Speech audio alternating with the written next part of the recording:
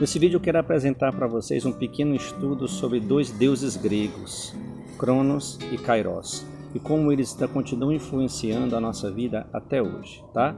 Eu estou curioso em saber se você já viu o tempo sendo observado dessa forma. Bons estudos. Existe uma história mitológica onde Urano e Gaia geraram os titãs. Cronos, um dos titãs, se tornou o comandante dos titãs e, juntamente com a sua irmã Reia, gerou os deuses do Olimpo. Temendo ser destronado por um de seus sucessores, Cronos começou a devorar um por um, deus a deus, até que Reia, querendo salvar Zeus, pegou uma pedra, enrolou com fraldas e deu a Cronos, que devorou achando que estivesse devorando Zeus. Zeus conseguiu escapar e, quando cresceu, resolveu enfrentar Cronos. Obrigou seu pai a vomitar todos os seus irmãos e irmãs, no qual se uniram e conseguiram destronar Cronos, e Zeus se tornou assim o comandante da vida dos humanos lá do Monte Olimpo. Eu comecei contando essa história para a gente refletir sobre o nosso relacionamento com o tempo. Os gregos chamavam o tempo de dois deuses. O primeiro, eu contei a história a vocês, é o tempo cronológico, que vem de Cronos. É o tempo que não para, o tempo corrido. E a gente observa que muitas pessoas sofrem com a pressão do tempo. Sofrem de ansiedade, sofrem de angústia, de pensamento acelerado, por achar que não estão aproveitando devidamente o seu tempo. Sofrem pela pressa, por achar que tudo é acelerado, que podem perder o controle do tempo do que pretendem fazer. Sofrem porque só pretendem funcionar e não sabem viver. E tudo isso vai gerando muito transtorno. E como nós percebemos, quando a gente está nesse tempo corrido, é como se nós estivéssemos sob o domínio de Cronos, assim como os gregos pensavam. E nós percebemos na história que Cronos é tirano, Cronos devora seus filhos, Cronos teme o futuro, e todo o medo que ele sente, ele empurra a goela abaixo. O outro deus do tempo que os gregos consideravam era Kairos. Não o tempo da correria, mas o tempo da qualidade. Não o tempo que pode ser medido, mas o tempo que pode ser aproveitável, saboreado. E enquanto a imagem de Cronos aparece devorando pessoas ou com uma ampulheta na mão, a imagem de Kairos é de um jovem cheio de vida, que apresenta as características de asas nos pés e nos ombros, uma mecha de cabelo caindo sobre a testa e segurando com uma lâmina uma balança. Então, o que essas imagens, o que esse Deus do tempo oportuno, Kairos, tem a nos ensinar? Tem a ensinar em relação à nossa convivência com o tempo? Primeiro é de que o tempo é um bem muito valioso e ele não está para nos oprimir, mas para nos oferecer dádivas. E que todo momento é oportuno para se valorizar alguém, para valorizar a si mesmo. E o que tira a beleza do tempo não é o tempo em si, mas a nossa maneira de enxergá-lo. Nós não enxergamos que em qualquer situação da vida ela está repleta de ensinamentos. Até mesmo um alô que recebemos do outro lado da ligação de um celular. Eu pensei muito nisso quando ouvi um depoimento de uma pessoa depois do incêndio da Boate Kiss em 2013, em Santa Maria, Rio Grande do Sul, onde morreram mais de 200 pessoas. A pessoa relatou que passava por vários corpos de jovens no chão e ouvia celulares tocando. Com certeza, O que mais um pai, uma mãe que estava ligando, o que mais eles queriam ouvir era um alô do seu filho. Então pensemos, quais são esses momentos simples da vida que nós não estamos sendo gratos por eles existirem. O segundo ensinamento é que o tempo sempre oferece oportunidades únicas que não se repetem.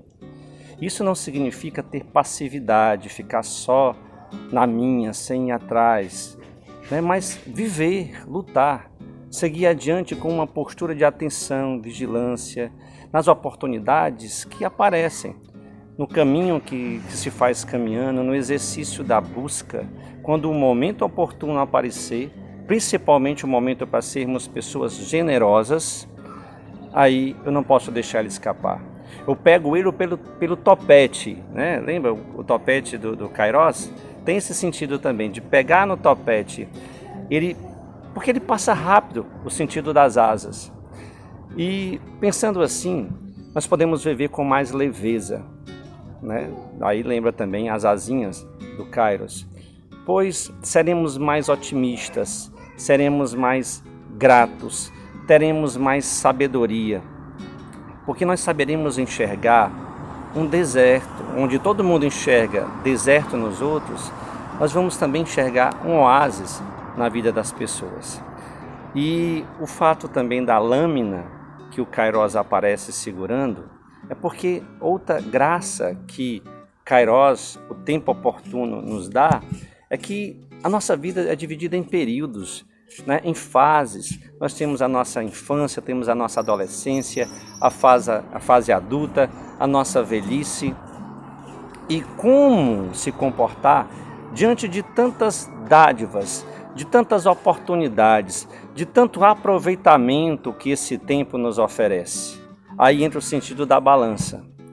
A balança lembra equilíbrio e justiça. Equilíbrio para nós não nos deixarmos levar pela correria de Cronos, para não sermos devorados por ele, e justiça, porque não há nada mais justo do que devolver com o bem que recebemos do tempo.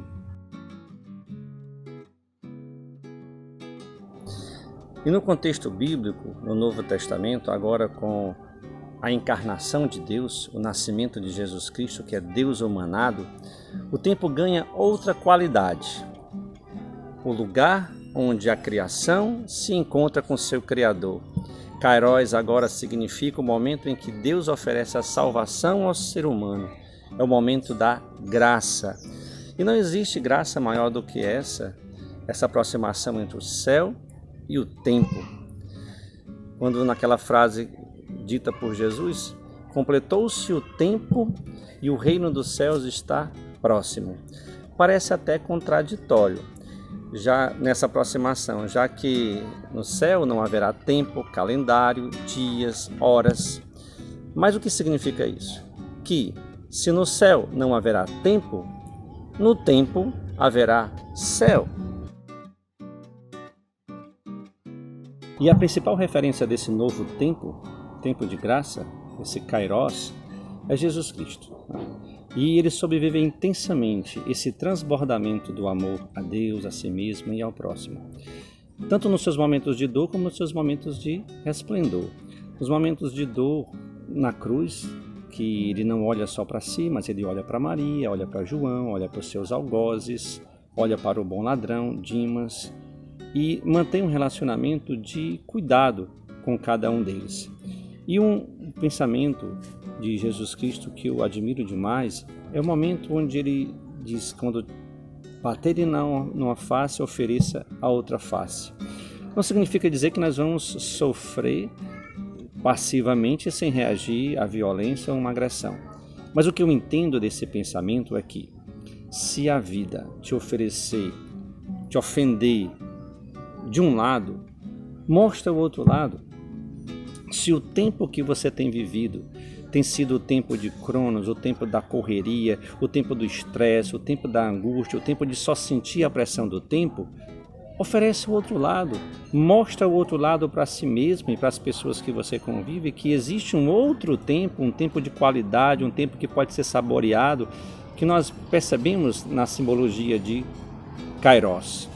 E mesmo Kairos, você ainda pode apresentar o outro lado, ou seja, no teu momento de qualidade, no teu momento vivido com aproveitamento, ainda pode se mostrar um outro lado de viver mais intensamente a vida, tendo como referência Jesus Cristo, com o perdão, com o amor, que ama até as últimas consequências, que eleva o ser humano a um nível de aprimoramento jamais visto na humanidade.